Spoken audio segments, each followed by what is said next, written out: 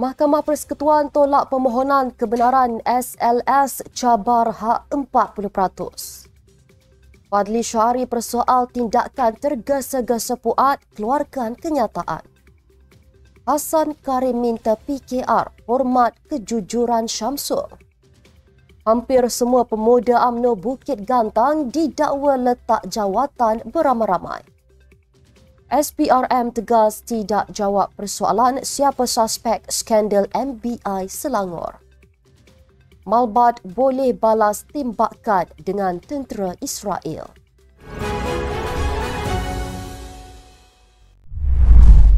Bismillahirrahmanirrahim. Assalamualaikum dan salam Malaysia Madani. Bersama saya Mira Kilah dalam Netstep News edisi Extra. Jangan lupa ikuti kami di semua platform Netstep Malaysia.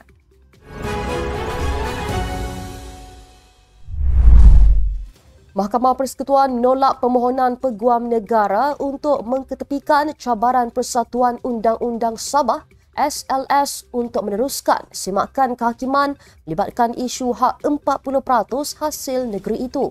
Panel 3 Hakim Mahkamah Persekutuan yang dipengerusikan oleh Hakim P. Nalini menafikan kebenaran kepada AG untuk memulakan rayuan. Susulan itu, Mahkamah Tinggi Kota Kinabalu akan mendengar merit semakan kehakiman berhubung dakwaan kegagalan Kerajaan Persekutuan untuk memulangkan jumlah wang yang diperolehi dari Sabah kepada kerajaan negeri.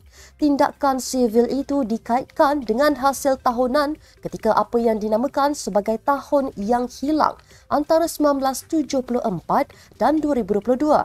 2 tahun lalu, SLS menfailkan permohonan semakan kehakiman untuk membatalkan Warta Kerajaan Persekutuan bagi geran tahunan RM125.6 juta untuk Sabah dengan mendakwa ia melanggar hak hasil negeri itu di bawah Perjanjian Malaysia 1963. Mahkamah Tinggi Kota Kinabalu kemudian memberikan kebenaran kepada SLS untuk meneruskan tindakan berkenaan dan Mahkamah Rayuan mengekalkan keputusan tersebut. Ketua Penerangan PAS Pusat Ustaz Ahmad Fadli Syahari menafikan bahawa tiada pihak dari PAS yang menyebut UMNO berkudis apabila adik Presiden UMNO, Datuk Abdul Hakim Hamidi menyertai PAS.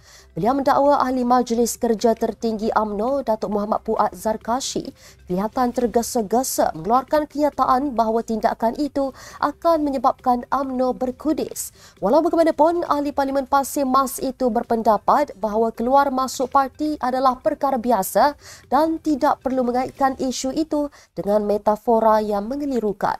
Beliau turut mempersoalkan bahawa kemungkinan tindak balas itu dipelajari oleh Puat di sekolah perkadiran di China. Sebelum ini, Hakim Hamidi mendakwa perjuangan UMNO diketuai abangnya Zahid semakin lemah dalam menjaga hak Melayu dan Islam dengan tegas menyebabkannya memohon menyertai PAS. Hakim berkata keputusan meninggalkan UMNO kerana ingin kembali kepada perjuangan keluarganya yang mana bapanya Hamidi Abdul Fattah sebelum ini seorang aktivis PAS. PKR diseru menghormati cerita Syamsul Iskandar Akin mengenai keputusan PRU 15 bagi Parlimen Bagan Datuk. Walaupun tindakan terus terang setiausaha politik kanan kepada Datuk Seri Anwar Ibrahim itu menimbulkan masalah sampingan. Ahli Parlimen Pasir Gudang Hassan Karim berkata, bekas naib Presiden PKR itu hanya berterus terang mengenai peristiwa 2 tahun lalu dan menyifatkan Syamsul sebagai ahli politik berpengalaman. Beliau yang berkata kepada FMT meminta PKR untuk menghadapinya dengan tenang. Syamsul ketika diwawancara mendakwa beliau tidak mencabar keputusan PRU 15 bagi Parlimen Bagan Datuk yang menyaksikan beliau tewas kepada Zahid dengan majoriti senipis 348 undi supaya kerajaan dapat dibentuk melalui kerjasama dengan UMNO. Fuzia hari ini berkata adalah tidak wajar bagi sesiapa pun membawa naratif sendiri memandangkan kerajaan perpaduan merupakan titah yang di-Pertuan Agong pada masa itu. Ketua Penerangan UMNO Azalina Uthman Said turut menegur Syamsul supaya menghormati proses demokrasi dan berjiwa besar menerima keputusan pilihan raya. Pemuda UMNO Bukit Gantang didakwa lumpuh apabila hampir semua ahli jawatan kuasa meletak jawatan kerana dipercayai tidak berpuas hati dengan prestasi ketuanya Muhammad Adri Adha Muhammad.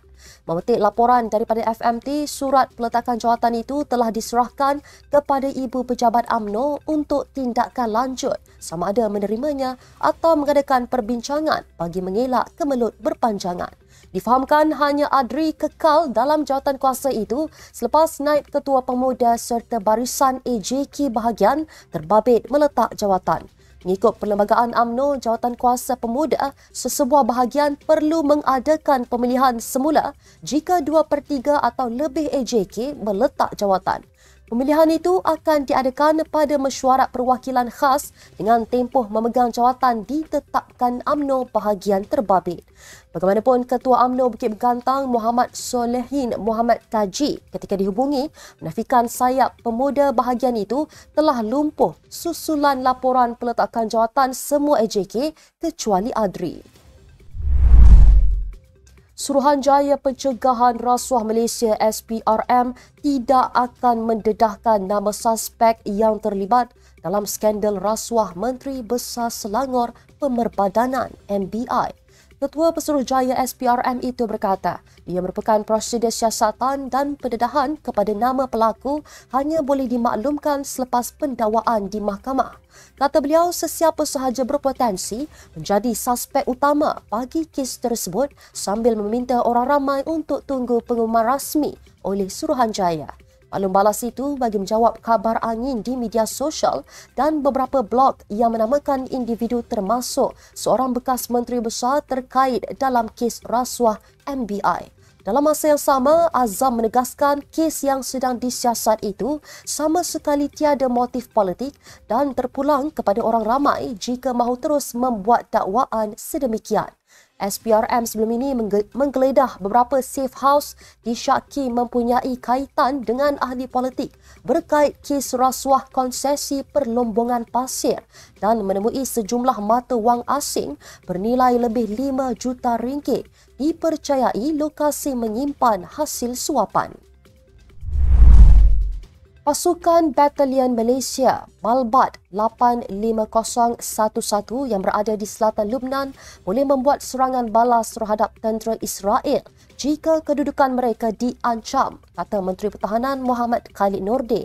Menjawab soalan pada sesi waktu pertanyaan menteri di Dewan Rakyat hari ini, katanya pasukan pengaman itu tidak dibenarkan membuat tindakan ofensif kerana peranan mereka adalah sebagai tentera pengaman. Muhammad Khalid berkata demikian ketika menjawab soalan tambahan Ikmal Hisham Abdul Aziz yang bertanyakan sama ada pasukan Malbat Malaysia di Lubnan boleh membuat serangan balas jika diserang tentera rejim Israel. Sejak 1 Oktober lalu, Israel dilaporkan melancarkan serangan udara besar-besaran dan operasi darat yang belum pernah berlaku sebelum ini ke atas Lubnan. Kementerian Kesihatan Lubnan melaporkan angka korban akibat serangan Israel melebihi 2,300 orang sejak konflik itu memuncak. Sekian untuk edisi Ekstra hari ini. Ikuti perkembangan semasa isu-isu panas politik Malaysia setiap hari hanya di Netstep News. Jangan lupa untuk follow Facebook Netstep Malaysia dan subscribe YouTube Netstep TV. Netstep Malaysia, bersama melangkah dengan yakin. Saya Mirakila, Assalamualaikum dan salam sejahtera.